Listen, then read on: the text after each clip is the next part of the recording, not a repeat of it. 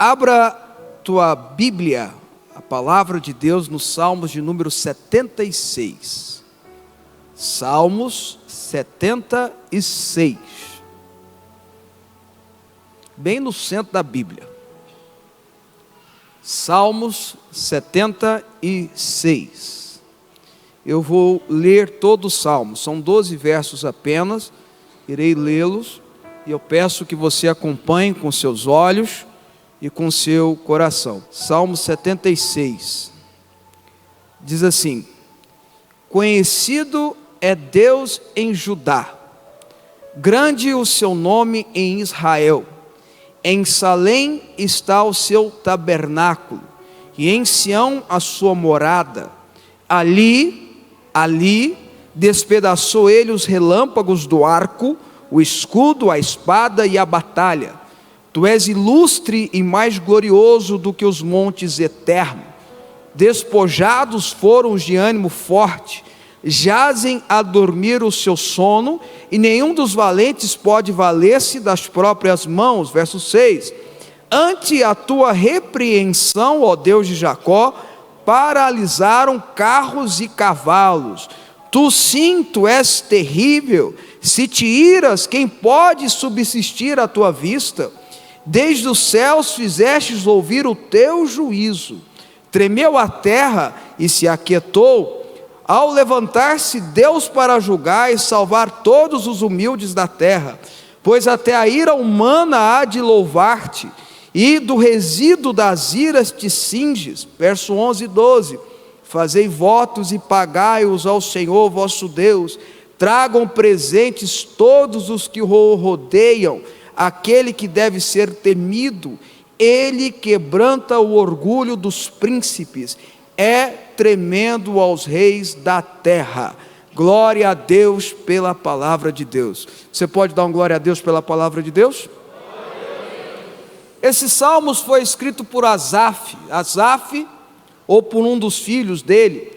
Asaf era o mestre do louvor, era o levita responsável por compor canções, por cantar, por adorar, por conduzir as pessoas a adorar ao Senhor no tempo pós-davídico, que a teologia diz. Depois da época de Davi, provavelmente esse texto é escrito quando há a separação, depois da morte de Salomão, fruto das ações do próprio Salomão e também do seu filho. A Bíblia diz que o reino de Israel é dividido entre Judá e Israel. Israel segue a outra casa, Judá, e Benjamim continua seguindo a casa de Davi.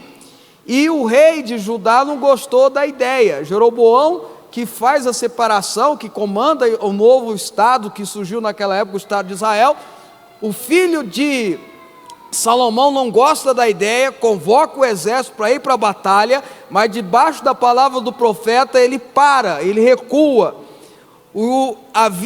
Estava para começar uma guerra civil em Israel, uma guerra de povos de Deus contra povos de Deus, e debaixo da palavra do profeta a paz reina.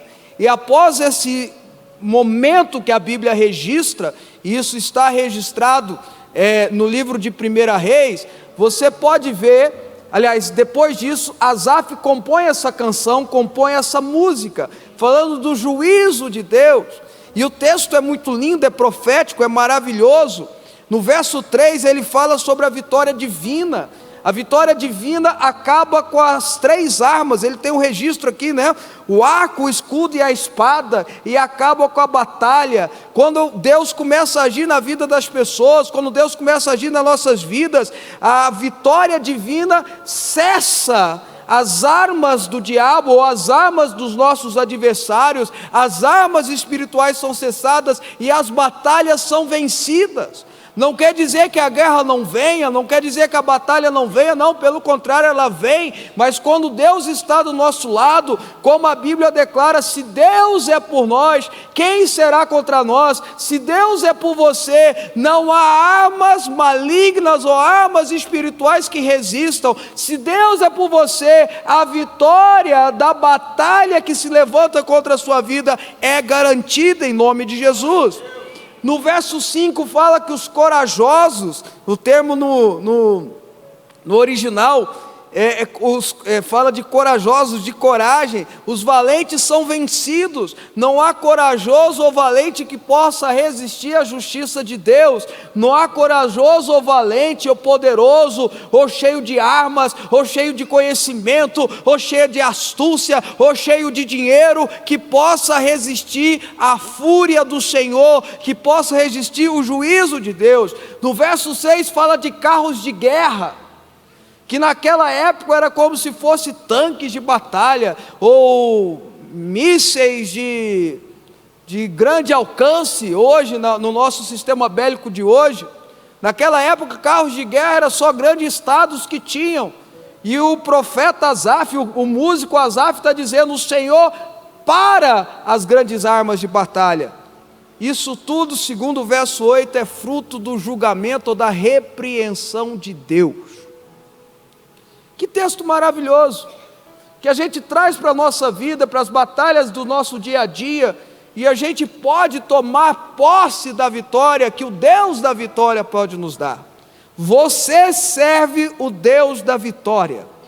A sua família serve e pertence ao Deus da vitória. Não é apenas o Deus da vitória, a Bíblia chama Ele também o Deus da batalha. A Bíblia chama Ele também o Deus da guerra. A Bíblia chama Ele também o Senhor dos exércitos. Como é temível o Deus dos exércitos! Como é maravilhoso o Senhor de toda a guerra, o Senhor de toda a batalha! Mas esses salmos, ele traz uma revelação. A Bíblia é rica em ensinamentos. A Bíblia subsiste anos e anos, séculos e séculos, milhares de anos, porque traz não só o ensinamento, mas a verdade de Deus. Esse livro aqui é a palavra de Deus, que foi dada a nós. E no Salmo 76, quando ele fala desse julgamento, tem um segredo nesse texto que remete a posições que nós temos que tomar. Se você olhar bem no verso 3, ele diz assim: ali, a gente precisa fazer essa hermenêutica, é ali que começam as coisas a acontecer. É ali que o juízo de Deus se manifesta. É ali que as armas espirituais, as armas das nossas batalhas são desfeitas, são destravadas, são anuladas. É ali que o julgamento de Deus acontece. É ali que Deus vence os corajosos, é ali que Deus vence os valentes, é ali que Deus faz prosperar a palavra dele. Ali, que lugar é esse? No verso 1, no verso 2 ele diz: conhecido é Deus em Judá, grande é o seu nome em Israel, em Salém está o seu tabernáculo, e em Sião a sua morada. Ele fala de 4 regiões geográficas, que por mais que você pode interpretar Judá, Salém e Sião o mesmo lugar, Israel um termo mais amplo, mas tudo faz parte da mesma geografia. Judá fazia parte de Israel, Salém e Sião fazem parte de Judá. Há um significado espiritual nesses termos.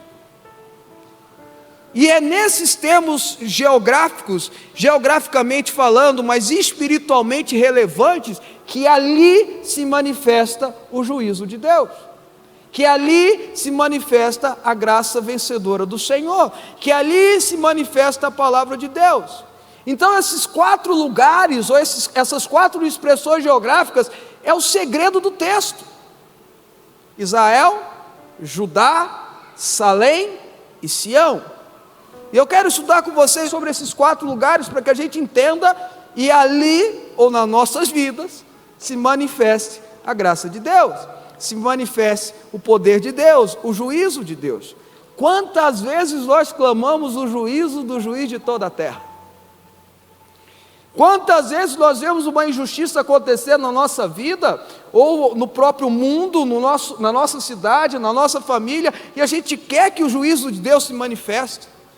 O juiz de toda a terra que vê todas as coisas, a gente clama e muitas vezes não tem uma resposta, ou muitas vezes a gente não vê a ação de Deus. Por quê? Porque é ali que ela se manifesta. A regra do Senhor é clara: Se está na Bíblia, acontece. Se não está na Bíblia, esquece. Até rimou, né, irmãos?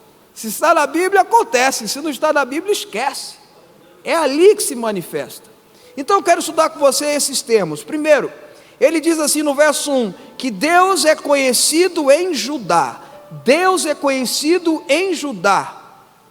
A palavra Judá, ela origina, é o nome de um personagem da Bíblia, que depois deu origem à tribo de Judá.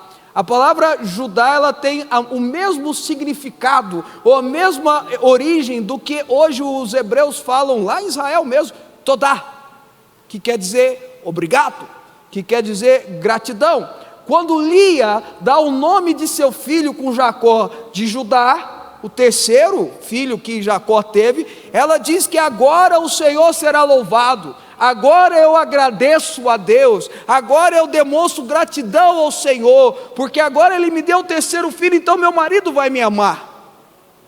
Gratidão, Todá, ser grato, ser agradecido, louvar ao Senhor. A gente entende muito Judá como Deus seja louvado, ou a tribo que louva ao Senhor. É de Judá que vai vir o rei, é de Judá que vem todo o louvor. Todos, na palavra que Jacó ao morrer, ele dá profeticamente ao filho Judá, ele fala, todos os demais irmãos vão louvar a Judá. Se eu quero que a justiça de Deus se manifeste na minha vida, eu preciso ir para a zona da gratidão. Eu preciso ir para a região do agradecimento. Eu preciso ir para a região de louvar e adorar o Senhor com todo o coração grato. Sabe, irmãos, eu tenho consciência total que a gratidão faz parte do caráter divino. Que aquele que é grato, ele expressa o caráter de Deus na vida dele. E eu tenho certeza também que a pessoa que é ingrata, ela tem uma falta de caráter. Talvez seja a forma de falta de caráter que mais se manifesta é a ingratidão. Se eu quero, escuta meus irmãos, se eu quero que a justiça de Deus se manifesta, eu preciso ir para Judá, eu preciso ir para a região do agradecimento, a região da gratidão, eu preciso ser grato a Deus acima de todas as coisas. Mas qual o motivo que eu tenho de ser grato a Deus? Pô, se você está respirando, você está vivo, você tem uma família, mas minha família está arrebentada, mas você tem uma família. E você tem um Deus que pode mudar toda a história da sua família. Você está aqui na igreja ouvindo a palavra de Deus, isso é motivo de gratidão. Você tem o que comer, isso é motivo de gratidão. Mas espera aí, não é um escargot, mas é arroz com feijão. Você tem motivo de ser grato. Se você quer, se você deseja que o juízo de Deus se manifeste, você precisa ser grato. Aliás, meu irmão, a gratidão é uma expressão de adoração a Deus maravilhosa. A gratidão é uma expressão do caráter de Deus na sua vida. A gratidão a Deus e a gratidão às pessoas.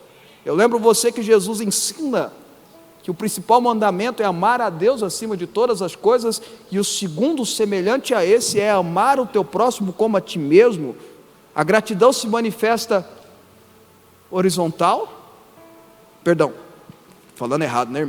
vertical e horizontal. A gratidão se manifesta para Deus acima de tudo, e ao teu próximo, que te ajudou, que te abençoou, que te conduziu para a igreja, que compartilhou o evangelho com você, que compartilhou as bênçãos do Senhor com você, que estava do seu lado quando você mais precisou, que orou por você. Sabe, hoje está na moda a internet hoje é sensacional, né? Internet, irmãos, é igual faca de cozinha. Internet é igual faca de cozinha, aquele facão de cozinha. Serve tanto para fazer um belo de um alimento, como serve para matar alguém. Pode ser bênção, como pode ser maldição. Amém? Na internet hoje é cheio de teólogos. Essa meninada nova, 20 e poucos anos, 20 e tantos anos, tudo sendo teólogo, ensinando a Bíblia, metendo a lenha nos pastores que vieram atrás deles. Os pastores que vieram atrás deles não tem nada para ensinar, quem tem é eles. Sabe, meu irmão, eu aposto com qualquer um, se eu pudesse apostar, lógico. E eu aposto com qualquer um que esses teólogos só são crentes porque tinha uma irmãzinha de coque,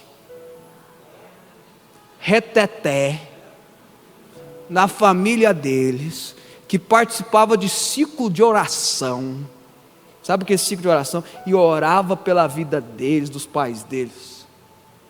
Hoje eles estão lá, arrotando teologia. Mas se não fosse a irmãzinha de coque, a tia, a avó, a mãe orando lá, Senhor, salva meu filho, e falando em línguas, e batendo no pé, e declarando, ele não estaria ensinando nada na internet.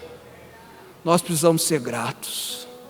Uma coisa que eu aprendo com meu pai, é ser grato quem vem atrás da gente, sabe, irmãos? Tem tanto pregador bom hoje, tem tanto pastor bom hoje, tem tanto evangelista bom hoje, são fruto de quem vem na década de 20, na década de 30, que era perseguido por outras religiões, até pelo Estado, pelo governo. Meu bisavô veio para Goiás pregar o evangelho montado no jegue, no cavalo. Nós temos que ser gratos a essas pessoas. A gratidão é a expressão do caráter divino. Se você quer o juízo de Deus na tua vida, seja grato. Eu vou dizer outra coisa para você. Na segunda multiplicação de pães que o Senhor faz, de pães e peixes, tem algo diferente da primeira multiplicação, que é extraordinário. Jesus agradece. Quando a gente é grato, aquilo que nós somos gratos se multiplica. Você não entendeu, irmãos? Vou te falar de novo, porque você precisa ouvir isso. Na multiplicação dos pães, a Bíblia diz que Jesus levanta a mão e agradece a Deus. Obrigado, Senhor. A nossa gratidão gera multiplicação naquilo que somos gratos. Amém?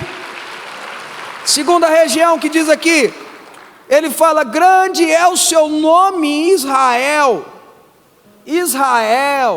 Israel era o nome de Jacó, aliás, o segundo nome de Jacó. Antes de Jacó, e isso está descrito em Gênesis, antes de Jacó, o significado do nome Jacó quer dizer usurpador, aquele que engana, aquele que rouba, aquele que tira aquilo que não lhe pertence. Jacó era astuto, enganou Esaú, e Esaú desprezou o direito de primogenitura. Por isso que Deus o despreza, porque ele desprezou aquilo que Deus tinha para ele. Nós não podemos desprezar aquilo que Deus tem para nós, porque isso gera desprezo espiritual por nós.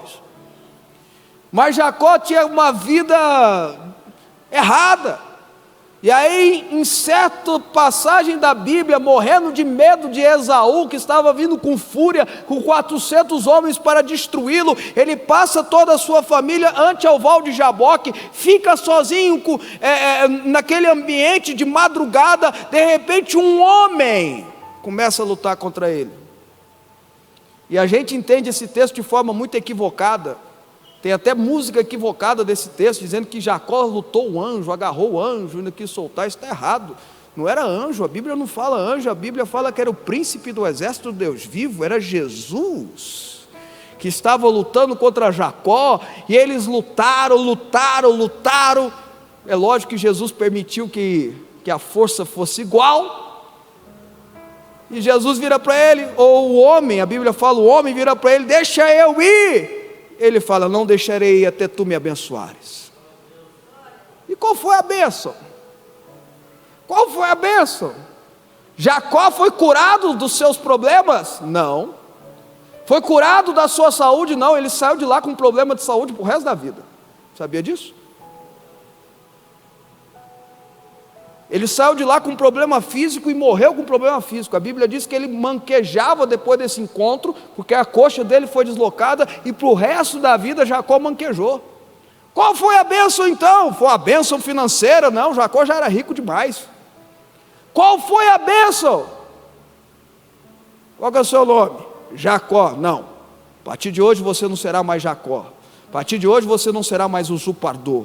A partir de hoje você não será mais o bandido. A partir de hoje você é Israel, porque lutastes com homens e com Deus e prevaleceste. Israel quer dizer vencedor com Deus. E a região de Israel é exatamente isso, é a região da luta, da persistência. O terreno de Israel é o terreno que pertencia a Canaã, que Israel teve que entrar guiado por Moisés, aliás, conduzido, direcionado por Moisés, mas conduzido por Josué para conquistar, para lutar.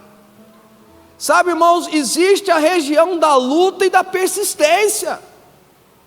Existe a região que nós precisamos lutar e persistir. A persistência é ensinamento de Jesus. Nós temos que bater na porta, nós temos que clamar, nós temos que fazer a nossa parte, nós temos que lutar. Faz parte. Não há como fugir disso. O juízo de Deus vem com persistência. A graça de Deus é um presente da salvação, mas ela age em nossas vidas dando vitória quando há persistência. Jesus é claro, ele ensina a importância de orar, e a importância de orar nas duas parábolas que ele fala sobre a importância de orar, o segredo, o ensinamento é persistência, tanto do juiz iníquo, que a viúva persistia até ser respondida, tanto do vizinho inoportuno que batia até o vizinho acordar. A bênção se transforma de Jacó para Israel quando eu luto. Quando eu luto contra a minha carne, quando eu luto contra o meu eu, quando eu luto contra o meu ego, quando eu luto contra o pecado que habita em mim, usando o texto de Paulo. Oh, que miserável homem eu sou!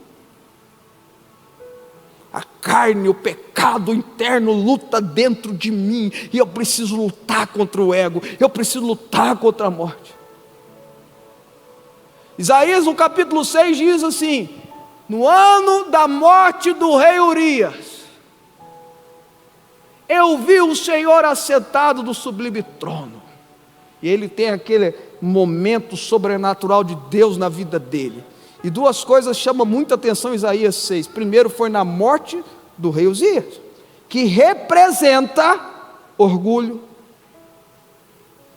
que representa aquilo que prendia Isaías de ser profeta, porque ele tinha um parentesco com ele. Uzias era o rei do orgulho, ele queria ser algo que ele não era, ele achava que ele não precisava de sacerdotes, ele não achava que ele precisava da igreja, ele era igual esses crentes de hoje, que falam assim: eu não preciso de igreja, nós não precisamos de igreja. Uzias também achava que era isso, ele entrou dentro do santuário oferecendo incenso, e a Bíblia diz que a lepra surgiu nele. Isaías só tem a revelação de quem é Deus, o Deus poderoso. Ele viu a sala do trono quando o orgulho morreu. Nós precisamos matar o nosso orgulho interno, o nosso pecado interno. Uzias dentro de nós precisa morrer.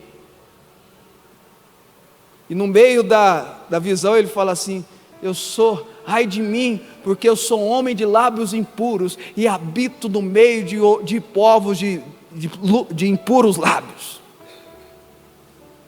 Ele reconhece o erro dele, ele reconhece o pecado dele, ele reconhece que ele era uma boca suja, era o pecado que estava dentro dele. E Jesus diz que a boca fala que o coração está cheio. Então o coração de Isaías era cheio de erro, de pecado, de coisa ruim, de boca suja, e Deus veio e faz uma obra na vida dele. Ele teve que lutar contra esse pecado. A Bíblia diz em Isaías 6 que um anjo vai no altar com uma tenaz e pega uma brasa viva e não toca no coração dele, e não toca na mente dele, e não toca nos pés dele, toca na boca dele, porque o erro estava na boca dele. Quem está me entendendo, irmãos? Região da persistência, da luta, da batalha. Terceira região que ele fala, eu já estou indo para o final, ele fala de Salém. Em Salém está o seu tabernáculo. A palavra original Salém quer dizer lugar de paz. Primeira vez que essa palavra aparece na Bíblia é de Melquisedeque, a figura de Cristo Jesus no Novo Testamento, na qual veio e abençoou Abraão depois que ele destrói os 5 reis, com 144 pessoas nascidas na sua casa. E aí ele encontra com Melquisedeque, Melquisedeque abençoa ele, e é a primeira vez que a palavra dízimo aparece. Ele dizima, tudo que ele ganhou, ele dizima a Melquisedeque, o rei de Salém, que oferece a ele pão e vinho. O autor de Hebreus diz que isso é uma figura de Cristo Jesus. Salém quer dizer lugar de paz, Salém quer dizer governo de Melquisedeque. Salém, a região de Salém, que na época de Abraão era governado por esse homem, essa figura, é onde Jerusalém foi construída. Que depois os Jebus construíram Jerusalém, e depois Davi veio e tomam de Jebus e se torna rei de Jerusalém. Davi, que também no Antigo Testamento é uma figura de Jesus. Jerusalém, Salém é o lugar do tabernáculo. O tabernáculo é morada, é casa. Tabernáculo de Deus é casa de Deus. Eu estou falando da igreja. A figura da igreja. Se eu quero o juízo de Deus, se eu quero que Deus se manifeste em justiça na minha vida, na minha cidade, eu preciso entender a importância da igreja na minha vida. Do governo de paz, o príncipe da paz, que Isaías fala, Isaías capítulo 9, se referindo a Jesus, a importância da igreja. Irmãos, escuta, a igreja do Senhor Jesus é algo peculiar, é o corpo de Cristo. Qualquer pessoa inserida tem nela a vida, nós todos temos que estar enxertados na videira verdadeira, que é Jesus, que é o seu corpo, que é a igreja.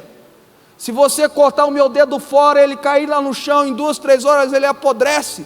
Se eu sou cortado do corpo de Cristo, em 2, 3 horas, ou em tempos eu vou apodrecer. A igreja tem defeitos, porque ela é feita de homens. Um dia ela não terá defeitos, porque nós todos seremos do corpo incorruptível que Jesus nos dará, e aí sim viveremos uma perfeição, mas daqui até lá teremos problema. Isso não quer dizer que a gente tem que sair. Aliás, quem sai da igreja por causa de homens, nunca entrou por causa de Jesus. Nunca entrou por causa de Jesus. Jesus Cristo é o marido. Estou vendo aqui esse casal de amigos aqui, o Fabrício e a Aline. Se eu falo mal do Fabrício, é uma coisa. Se eu falar mal da Aline, por Fabrício é pior ainda. Não é? Nunca vou falar mal não, viu gente, pelo amor de Deus. Mas é ou não é? Se alguém fala mal de mim é uma coisa, fico bravo. Mas não fala da minha mulher não. Aliás, esse dia para trás, um rapaz chegou para mim assim e falou: bispo, eu encontrei com fulano na academia. Ele falou mal de você, até não queria mais. O que a gente faz? Eu falei: nada. Não, mas tem que fazer alguma coisa. Eu falei: não, ele falou mal de mim? Falou, então não faz nada. Mas você tem certeza? Eu falei: falou mal da minha mulher? Não, então está tudo bem. Falou mal dos meus filhos? Não, então está tudo ótimo, deixa ele falar à vontade. E é da igreja. Eu falei: pode falar, não tem problema. Não falando da minha mulher. A igreja é a noiva de Jesus, é a esposa de Jesus, é a mulher de Jesus. Os maridos que estão aqui sabem a raiva que a gente fica se falar qualquer coisa da esposa da gente. Fala da gente, mas não fala da mulher da gente. É a mesma coisa com Jesus, meu irmão. É claro isso na Bíblia. O casamento vai acontecer, a noiva que é Cristo Jesus somos nós, vamos subir, vamos casar com o Cordeiro. Entenda a importância da igreja, a importância espiritual da igreja. Ah, mas eu não sou importante para a igreja. Deixa eu te dar um segredo espiritual. Você é importante para a igreja do tanto que a igreja é importante para você. Vou repetir. Você é importante na igreja, não é para a igreja todos são importantes. Você é importante na igreja o tanto que a igreja é importante para você. Ah, mas eu queria ser um pregador. Então a igreja precisa ser importante ao ponto de você chegar lá. Igreja há poder coletivo na igreja. Tudo que ligar na terra, se 2 ou mais concordarem, será concordado nos céus. Tem que ter pelo menos 2. Igreja é coletivo. Diga comigo, igreja é coletivo. E a última região que fala aqui, Sião, e em Sião a sua morada.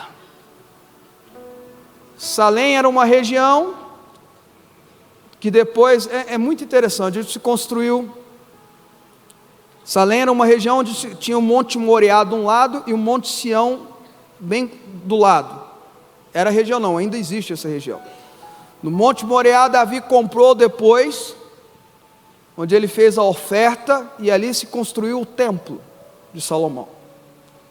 Se você for a Israel hoje, é onde está o Muro das Lamentações, e onde depois de centenas de anos, milhares de anos, foi construído, foi derrubado todo o templo antigo, e só sobrou o Muro das Lamentações, e onde eles construíram a mesquita de Omã, a Doma Dourada. Isso é um motivo para a gente estudar outro dia.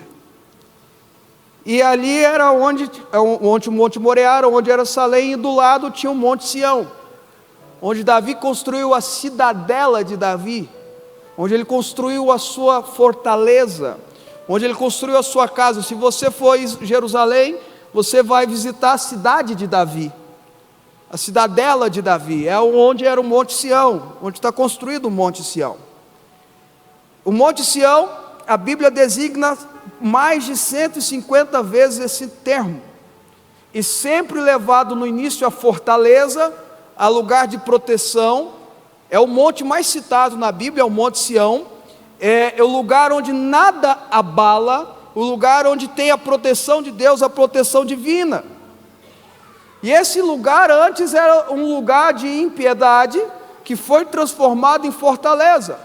Era o lugar onde no final dos tempos, a Bíblia diz em Apocalipse, Jesus vai reinar sobre o Monte Sião. É um termo espiritual, evidentemente, porque ele vai reinar em todos os lugares, porque lá há o governo. O Monte Sião representa o governo.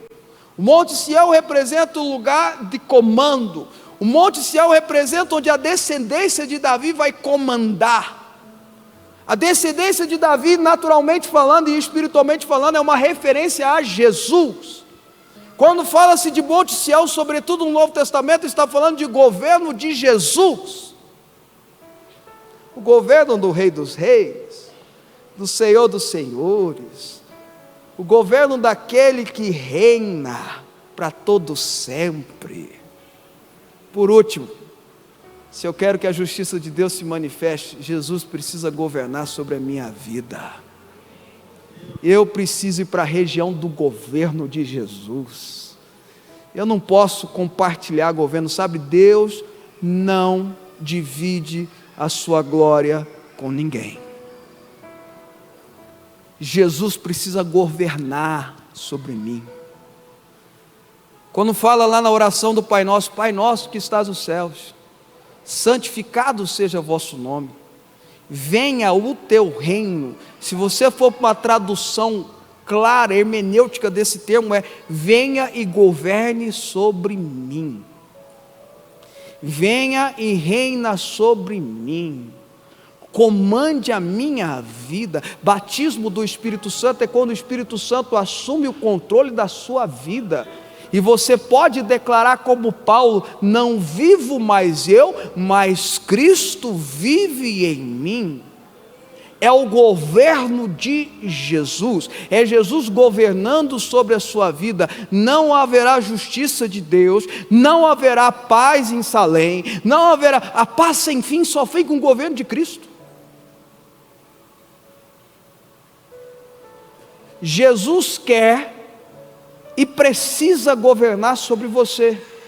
Eu preciso que Jesus governe sobre a minha vida. Sabe qual que é o grande problema hoje?